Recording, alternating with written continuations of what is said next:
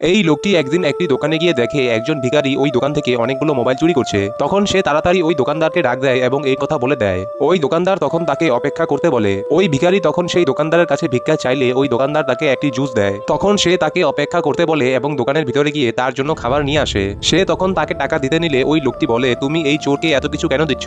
ওই দোকানদার তখন বলে, এই লোকটা আমার মোবাইল চুরি করেছে, কিন্তু তুমি দেখতে থাকো, এখানে আমারই লাভ আছে। তখন সে ওই ভিখারিকে টাকা দিলে সে সেখান থেকে চলে যায়। কিছুক্ষণ পরে ওই ভিখারি একজন লোকের কাছে গিয়ে সেই মোবাইলগুলো দেখায়। পরে সে বলে, আমি যখন মানুষের কাছে ভিক্ষা চাইতে গিয়েছি, মানুষ আমাকে মোবাইল দিয়েছে, আপনি যদি চান আমার থেকে এই মোবাইলগুলো কিনে নিতে পারেন। তখন ওই লোকটি বলে, এই মোবাইলগুলো সব মিলে 2 লাখ টাকার মতো হবে, আমি এই ভিখারিকে 20,000 টাকা দিয়ে বোকা বানিয়ে দিব।